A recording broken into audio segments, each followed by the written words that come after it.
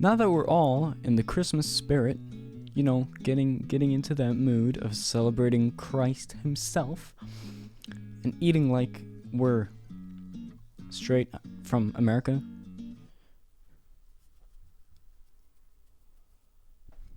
what better way to celebrate than to use music?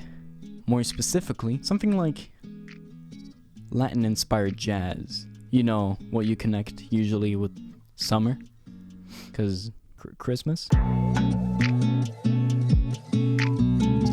So generally in bossa nova, you kind of want a guitar that has like a little bit of rhythm, like. Now personally, I kind of suck at making like guitar chords because I've only played the instrument for like a year and I can only play other people's songs pretty much. I suck at making my own chords.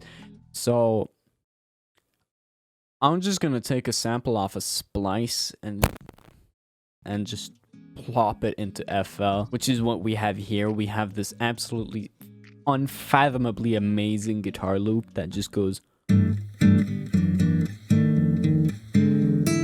On top of this, we kind of want a kind of special drum groove. This genre has a really cool drum groove that I absolutely adore. So what I got here is I got a simple kick and a simple rim, like a rim shot.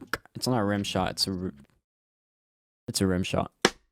The kick is extremely simple. What we're gonna do is that we're gonna have like a kick every half note. And then we put in another kick, an eighth note before the next kick that we already placed down from before. So we have done, done, done. I'm really shitty at explaining shit. Anyways,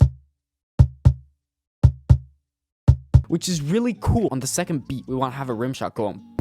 What we want now, a 5/16th note interval between each rim shot. So put that in with a kick, and now we have.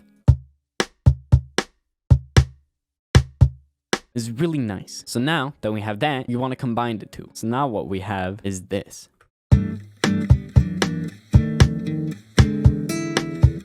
But the drum beat isn't done yet, because what we need now is we need hi-hat. We need some sweet, sweet, classic old. All we need is typical 8th note hi-hat pattern. That's all we need, right? Which goes like. If you're producing this with samples, you kind of want to mess around with the velocity too, so it doesn't sound too just robotic, standard, box shit, stupid, right? So what we have now is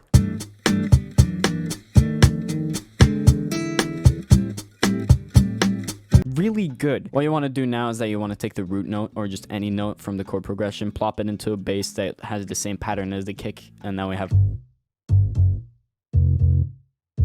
Now, that could be the basis of an entire song if you want in bossa nova. But I'm not going to stop there because that's no fun, right? What we want to have now is we want to have a little guiro, right? We want a little guiro. So I grabbed a couple of guiro samples and then I made a little thing and it sounds like this.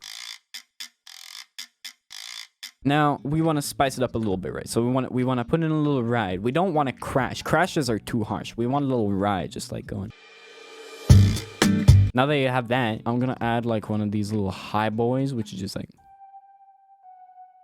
just in the background, kind of sitting there. So I took my opportunities to map out the chords on a Wurlitzer. And then I kind of recorded them in chord by chord because I don't know how to play piano. But then when you have that, you kind of have like this chord progression right here. And now, if you take that with the other elements, you now have.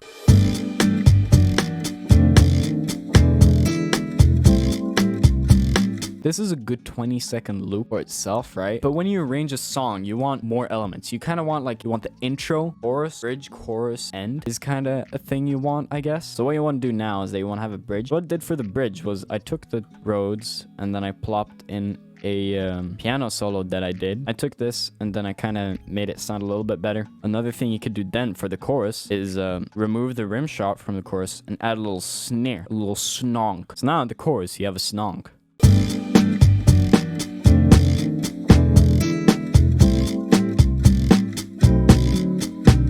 And now in the bridge you have. And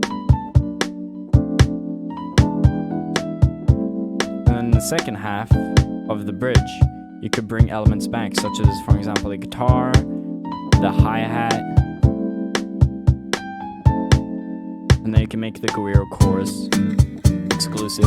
And then you can make a little transition in the drum beat, which is just put the snare in on the last one instead of the rim.